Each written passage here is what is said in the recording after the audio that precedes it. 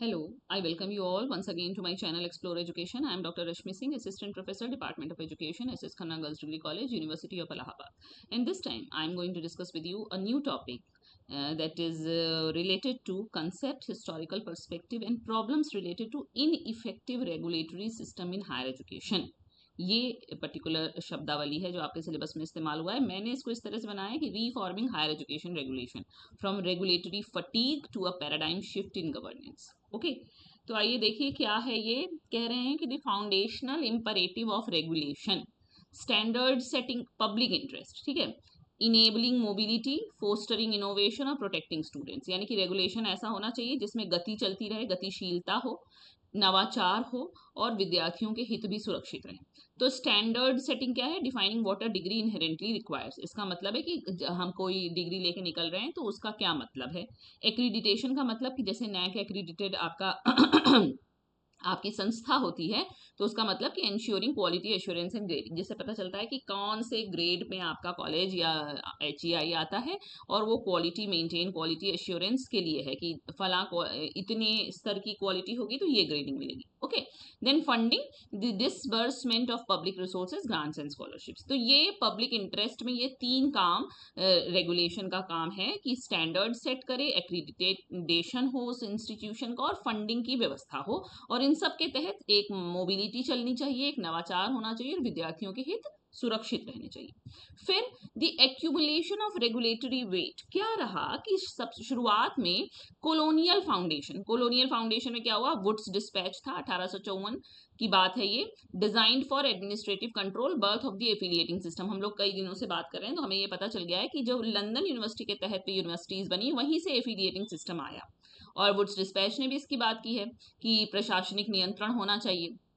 फिर 1956 में जब आपका यूजीसी बन जा रहा है तो इसने सेंट्रलाइज कर दिया, सारी फंडिंग, सारा स्टैंडर्डाइजेशन यूजीसी के पास आ गया ना, रेगुलेटरी बॉडी हो गया यूजीसी. तो establishment of the UGC as the apex administrative body, एकदम शीर्ष पे वो एक प्रशासनिक बॉडी के रूप में यूजीसी का उदय होता है और ये सेंट्रलाइज हो जाता है. यहाँ क्या है 1854 में? कोलोनियल फाउंडेशन, यहाँ सेंट्रलाइजेशन. और पोस्ट इंडिपेंडेंस में क्या हुआ? फ्रेगमेंटेशन हो गया. क्या हुआ? बहुत सारी इस तरीके की रेगुलेटरी बॉडी बन गई, जैसे rise of powerful independent professional bodies creating regulatory silos, मतलब सब एकदम एक दूसरे से अलग हैं. जैसे AICTE टेक्निकल इंस्टीट्यूशन के लिए है, NCTE टीचर एजुकेशन के लिए है, BCI लॉ कोर्सेज के लिए है, MCI मेडिकल कोर्सेज के लिए है. नो, ठीक है. तो ये चल रहा है ताना बाना. कोलोनियल फाउंडेशन के बाद सेंट्रलाइजेशन और उसके बाद फ्रेगमेंटेशन. ओके, देन क्या हुआ? ब्रेकिंग पॉइंट क्या हुआ? Silos, fatigue and conflict. सब कुछ एकदम कंपार्टमेंट में है. फटीग का मतलब थकावट से भरा हुआ है और कॉन्फ्लिक्ट है. तो रेगुलेटरी फैटीग कैसे है? देखिए, ये आपका इंस्टीट्यूशन है, AICTE कुछ अलग डायरेक्टिव दे रहा है टेक्निकल फील्ड में, यूजीसी के कंप्लायंस कुछ अलग हैं जो जनरल एजुकेशन के लिए हैं. तो रेगुलेटरी फटीग मतलब बहुत ज्यादा रेगुलेशन. कहने की बात ये, अभी हम लोगों ने बात की ऑटोनॉमी की, तो ऑटोनॉमी की दिक्कत ही यही थी कि ऑटोनॉमस कैसे हो जब हम पे इतना रेगुलेशन है. और कॉन्फ्लिक्ट ऑफ इंटरेस्ट क्या है कि ग्रांट्स एंड फंडिंग आपको यूजीसी से चाहिए तो आपको उसकी भी बात माननी है. AICTE अगर टेक्निकल इंस्टीट्यूशन है तो AICTE आपको डायरेक्टिव दे रहा है तो रेगुलेशन एंड रूल्स आपको उसके मानने हैं. तो the inspect and control culture हो गया था. Oversight became obsessed with physical inputs, मतलब कि रूम का साइज क्या होगा, नंबर ऑफ बुक्स कितने होंगे, rather than actual learning outcome. Actual learning outcome पे बात नहीं हो रही थी, केवल इंस्पेक्शन हो रहा था, कंट्रोल हो रहा था. यही कल्चर हिंदुस्तान में हायर एजुकेशन में चल रहा था, इवन चल रहा है, जब तक कि ऑन पेपर से आप एक्चुअली इम्प्लीमेंटेशन नहीं हो जाएगा जो होना है. फिर आया आपका NEP 2020 pivot, transitioning to outcome based autonomy. अब कहा जा रहा है कि आप आउटकम देखिए, निकल के क्या आ रहा है, जो लर्नर निकल के आया उसके पास क्या कॉम्पिटेंसी है, क्या स्किल है ना. तो ये कह रहे हैं कि गवर्नेंस को आप मिनिमल कर दीजिए. Minimal government interference in daily academic life. रोज की शैक्षणिक दिनचर्या में गवर्नमेंट का इंटरफेरेंस कम होना चाहिए, लेकिन आप अकाउंटेबल होंगे और आउटकम बेस्ड असेसमेंट होगा तो खुद ही तय हो जाएगा कि आपने कैसा पढ़ाया, कैसी शिक्षण व्यवस्था आपके यहाँ है, कैसा इंफ्रास्ट्रक्चर है, कितना सपोर्ट है. तो लाइट है लेकिन टाइट है. मतलब रेगुलेशन को हल्का किया गया लेकिन टाइटन कर दिया गया।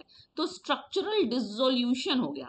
ये देखिए एफिलिएटिंग कॉलेज मॉडल टूट गया। अब क्या बन गया? Autonomous degree granting colleges. हम लोग बार बार बात कर रहे हैं कि 2035 तक multi disciplinary autonomous degree granting institutions हो जाएं, ऐसा एनईपी कह रही है। और मल्टी डिसिप्लिनरी रिसर्च यूनिवर्सिटीज की बात करी जिसको मेरू कहा जा रहा है। तो एफिलिएटिंग कॉलेज मॉडल टूट गया। क्यों एफिलिएटिंग के संग दिक्कत थी? क्योंकि सारी बात वो उस इंस्टीट्यूशन की, उस यूनिवर्सिटी की मान रहा था जिससे वो एफिलिएटेड था, जो उसका पेरेंट इंस्टीट्यूशन था। अब है paradigm matrix, command and control versus the VBSA era. ये क्या है? विकसित भारत शिक्षण अधिष्ठान, जो कि एचईसीआई का नया नाम है, जो अभी 2025 में पास हुआ है दिसंबर। ठीक है ना? तो लीगेसी सिस्टम की बात करें अगर, तो इनपुट मतलब पुरातन व्यवस्था से समझ लीजिए। इनपुट क्या था? Infrastructure, room size, book count. अब क्या है? आउटकम की बात है। ग्रेजुएट एट्रीब्यूट क्या है? लर्निंग बेंचमार्क्स क्या है? पहले क्या था? Command and control, high administrative burden, बहुत ज्यादा प्रशासनिक बोझ था। अब क्या है? लाइट बट टाइट, आपको इंटरफेरेंस कम किया गया लेकिन आपकी अकाउंटेबिलिटी बढ़ाई गई है। पहले क्या था? फ्रेगमेंटेड, यूजीसी अलग, एआईसीटी अलग, एनसीटी अलग, कभी ओवरलैपिंग है, कभी एक दूसरे से पैराडॉक्सिकल बातें कर रहे हैं। अब क्या है? Unified hub, single over arching apex body बना दी गई है बीबीएसए को। और पहले क्या था? इंस्पेक्ट एंड कंट्रोल था, heavy reliance on physical inspections पे ज्यादा बल था ना, रूम कैसा है, पर्दे कमरे कितने हैं, बुक्स कितनी चलती हैं आपके पास, आउटकम पे बात नहीं हो रही थी। अब क्या है? Faceless governance. अब गवर्नेंस का कोई फेस नहीं है, ट्रस्ट बेस्ड पब्लिक डिस्क्लोजर है। अपने आप पता चल जाएगा कि कितना प्लेसमेंट आपके यहाँ है, लर्नर को कितनी अच्छी जॉब मिल रही है, इसी से पता चल जाएगा कि गवर्नेंस कैसी मतलब आपके यहाँ पढ़ाई लिखाई का माहौल कैसा है ना? तो कन्वर्जेंस हो गया सबका। देखिए यूजीसी का विलय हो गया, एआईसीटी का विलय हो गया, एनसीटी का विलय हो गया, किसमें? और क्या नाम है? वीबीएसए में, unified apex body. Highly specialised fields remain outside the VBSA umbrella. केवल मेडिकल को और लॉ को वीबीएसए से अलग रखा गया क्योंकि ये हाईली स्पेशलाइज्ड है, इनका अपना अलग एकदम हिसाब किताब है मेडिकल और लॉ का। बाकी यूजीसी एआई मतलब कि जनरल एजुकेशन, टेक्निकल एजुकेशन और टीचर एजुकेशन का विलय कर दिया गया है इसमें। The legislative evolution of the NEP 2020 recommendation, उसने रिकमेंड किया था कि आप एक एचईसीआई बना लीजिए, higher education commission of India, उसी का नया नाम विकसित भारत शिक्षा अधिष्ठान है। फिर स्ट्रक्चरल एलिगेंस क्या है? पहले the separation of powers, the load bearing pillar framework, 12 member body overseeing verticals and ensuring policy coherence, इसको देखेंगे तो इसी के इन्होंने बॉडीज कर दी हैं। 4 बॉडीज हैं इसकी। रेगुलेटरी काउंसिल है जो single point for all over arching governance and administration, मतलब इसके 4 वर्टिकल हैं जो रेगुलेशन देखेगी। एक एक्रीडिटेशन काउंसिल है जो एक्रीडिटेशन देखेगी। एक स्टैंडर्ड काउंसिल है जो कि आपका बेंचमार्क सेट करेगी कि नेशनल एकेडमिक लर्निंग बेंचमार्क क्या होना चाहिए और ग्रेजुएट एट्रीब्यूट क्या होने चाहिए।